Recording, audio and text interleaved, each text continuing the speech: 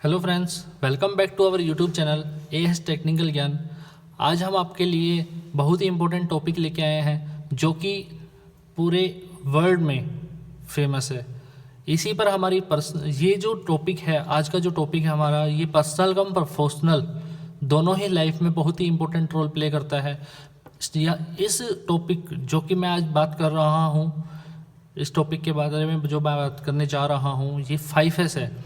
5S basically जो Japanese 5 word होते हैं, और ये इसका जो इन्वेंशन हुआ था जो जापान में हुआ था, लेकिन आज पूरे वर्ल्ड में इसे बहुत ही अच्छे ढंग से अपनाया गया है और वर्ल्ड में यह बहुत अच्छे से परफॉर्म कर रहा है। जिस भी कंपनी या जिस भी व्यक्ति ने इसे अपनाया है उसने अपने जीवन में बहुत ही अच्छा परफॉर्म किया है।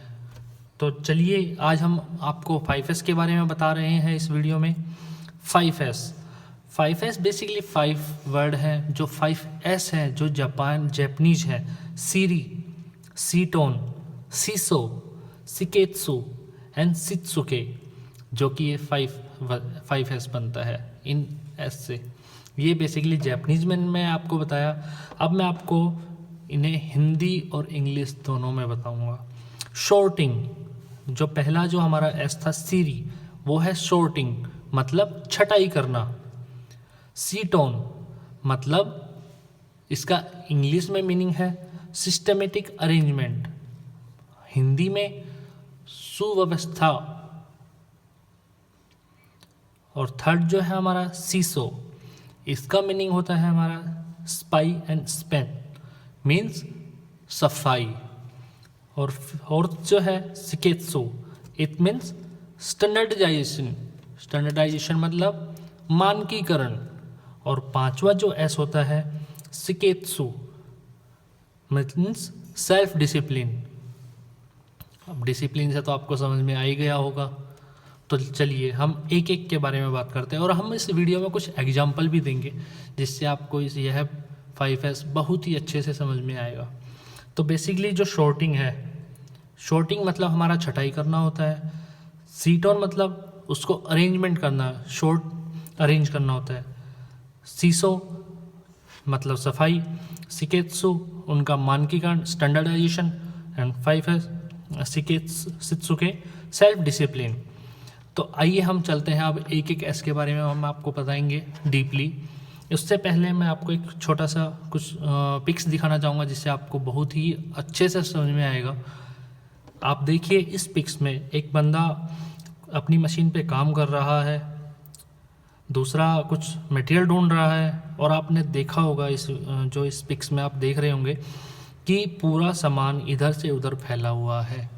अगर मान लीजिए ए बंदा बी बंदे से बोलता है कि मुझे एक स्पैनर ला के दो, तो वो स्पैनर लाने में अपना पूरा टाइम वेस्ट कर देगा, लेकिन वो ढूंढते ढूंढते रह जाएगा, लेकिन उसे वो स्पैनर नहीं मिलेगा क्योंकि यहाँ पे 5S है ही नहीं।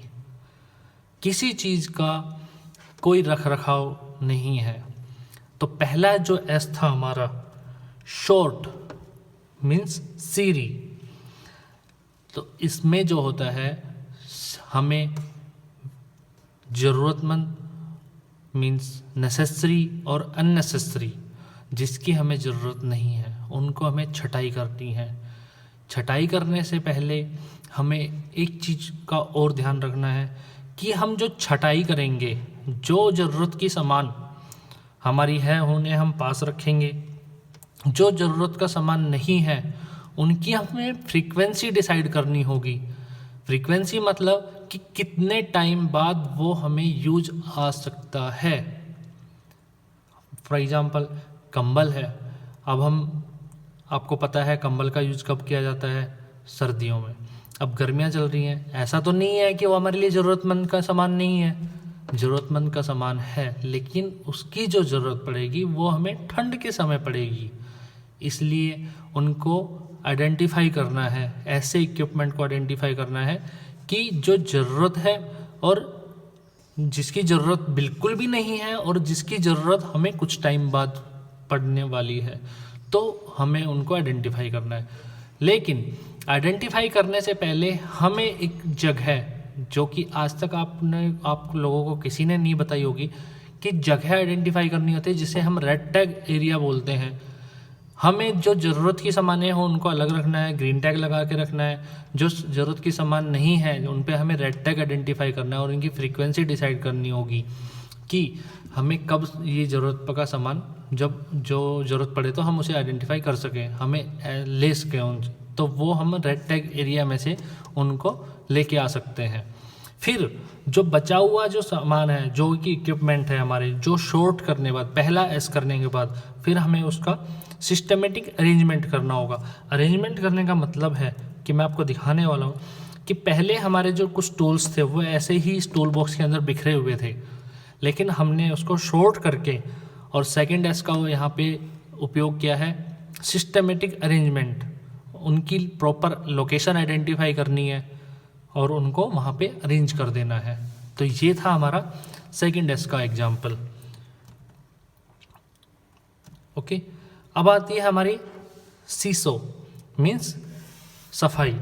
तो सफाई हमें करनी होगी। जो हमारा जो एरिया है, हमने सामान भी छांट लिया, इक्विपमेंट जो हमारे नेसेसरी थे उनको छांट लिया है, उनका स्टैंडर्डाइजेशन भी, शॉर्टिंग भी कर दी है और हमें सिस्टमेटिक अरेंजमेंट भी कर दिया है। फिर बात आती है उसकी सुचारू रूप से जो वहाँ पे हम काम करते हैं वहाँ की सफाई करना। ठीक है, तो हमें उनको प्रॉपरली सफाई करनी होगी, तभी ये थर्ड एस वहाँ पे सक्सेस होगा। फोर्थ एस आता है हमारा स्टैंडर्डाइजेशन, मानकीकरण। मतलब जो भी हमने अभी तक जो बनाया है, जो कि हमने एक सिस्टम क्रिएट करा है, उनका स्टैंडर्ड क्रिएट करना कि ये टूल यहाँ पे है, इसकी आइडेंटिफाई कर दिया गया है तो हमें यही मिलना चाहिए। मतलब उसको अवेयरनेस कराना है, उनका नियम बनाना है, इट मीन्स लॉ बनाना है, रूल रेगुलेशन बनाने हैं, तो वो होता है मानकीकरण। फिर आता है सेल्फ डिसिप्लिन, उसे सस्टेन करने की बारी। तो सेल्फ डिसिप्लिन तभी सस्टेन होगा जब हम ये सारी एस हमारे अंदर आ जाएंगे और हमें उनको प्रॉपरली फॉलो करना होगा। फिर आता है एक टेस्ट कि हमें 30 सेकंड मिलने चाहिए। 30 सेकंड के बाद कि ए बंदा बी बंदे को बोलता है कि मुझे ये इक्विपमेंट ला के दो, अगर वो विदिन 30 सेकंड में आपके पास आ जाता है तो आपका 5S बिल्कुल ओके है। अगर 5 वो नहीं लेके आता है तो आपका 5S सही नहीं है, उसे और स्टेबलाइज, मतलब उसमें इम्प्रूवमेंट की ज़रूरत है। अब ऐसा नहीं है कि आपने किसी बंदे को 1 किलोमीटर से एक स्पैनर लाने के लिए भेजा और आप 30 सेकंड उसका टाइम आइडेंटिफाई करेंगे, तो ये ऐसा नहीं होगा। प्रॉपरली हर एक चीज़ के लिए 30 सेकंड नहीं होते हैं।